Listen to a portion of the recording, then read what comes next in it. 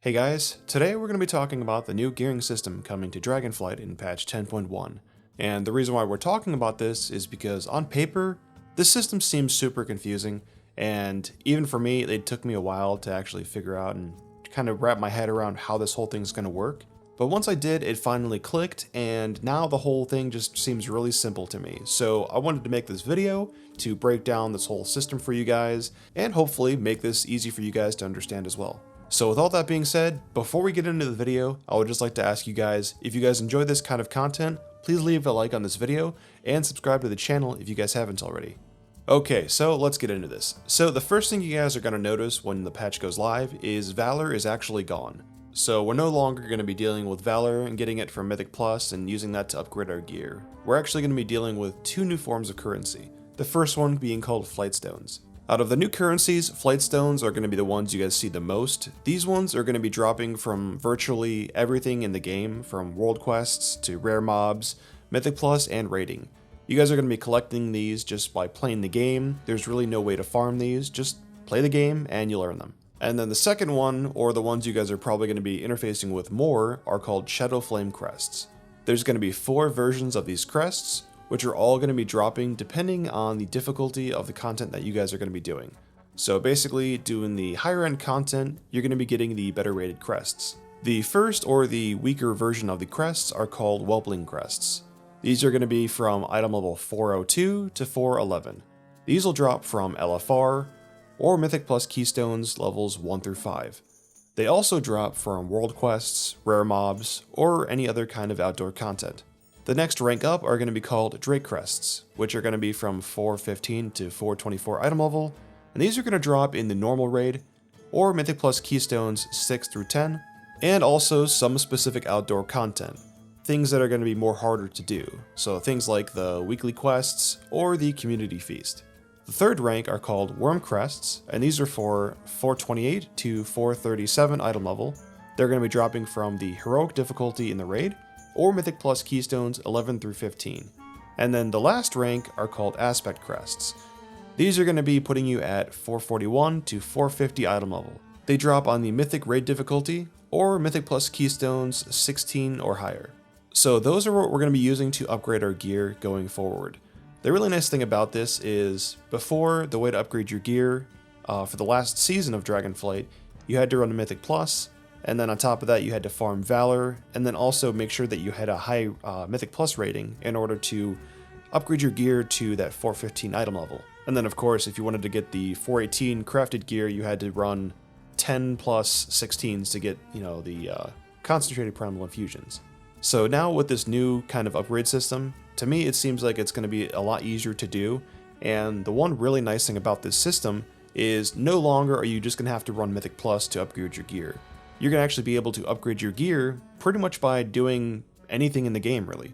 Another piece to the puzzle for this new system are gear rankings. Now, gear rankings are basically a label attached to different gear that drops from different aspects of the game, or difficulties, I should say. So depending on the difficulty of the content you guys are doing, you guys will probably be seeing different forms of the ranked gear. There are 5 different labels for the gear rankings. The first one is Explorer, and then Adventurer, Veteran, Champion, and Hero. And as you can see on this chart here, I've basically created a visualization of, how and where you guys are going to find the different gear, and just kind of help you kind of better understand where things are going to be dropping as far as like gear progression goes. So for Explorer and Adventurer gear, you're going to see that dropping out of outdoor content, world quests, rares, things like that. Once you get into LFR, or some of the very lower levels of the Mythic Plus dungeons, that's when you'll start seeing veteran gear dropping. And then champion gear starts dropping out of the normal raid difficulty, or 6 through 10 Mythic Plus dungeons. And then hero gear is going to start dropping out of the heroic difficulty for the raid, and starting at Mythic Plus levels 11 through 15. And so you guys probably are wondering what exactly it means by the different rankings. So like, if you look at Adventurer ranks 1 through 8, and then all the way down to like 8 of 8, basically those are just the amount of times you can actually upgrade those pieces of gear with your crests. So for example, if I get a piece of Explorer gear, I can upgrade that all the way to an 8 of 8 Explorer, and that'll cap it out at 398 item level. So if you want to have higher item level gear, you're going to need to start going after, at the very least, Adventurer gear. And then the same thing with Adventurer. So you can upgrade your Adventurer gear all the way to an 8 of 8 Adventurer piece of gear, and that'll put it at the maximum of 411 item level. So you'll notice the trend here that basically you kind of want to slowly start doing higher end content so you guys can start getting that veteran, champion, and even hero gear, and then that way you'll be able to upgrade those and really push those super high item levels.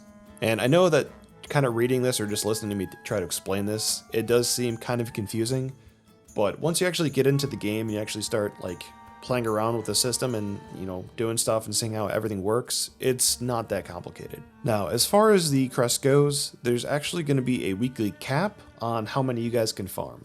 But Blizzard did say that the cap is tuned so that it's really not going to affect the majority of players in the game. It's really just going to affect those those no-lifers that are going to try to farm them like 24/7. So as far as the cap goes, you can only farm 10 crests per week per crest type. So for example, if you guys farm 10 Drake crests in the 1 week, you won't be able to farm any more Drake ones, but you can farm more Wobbling crests or things like that. You can essentially farm 10 of every single crest every week if you wanted to.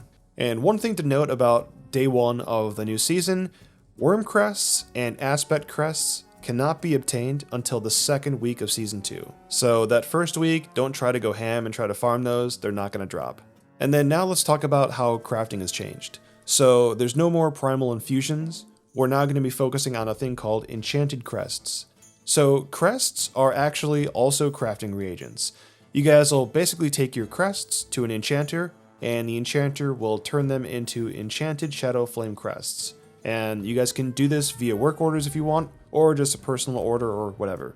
These enchanted crests will be used to upgrade the item level of crafted gear only, and they'll basically act very similar to concentrated primal infusions, for example.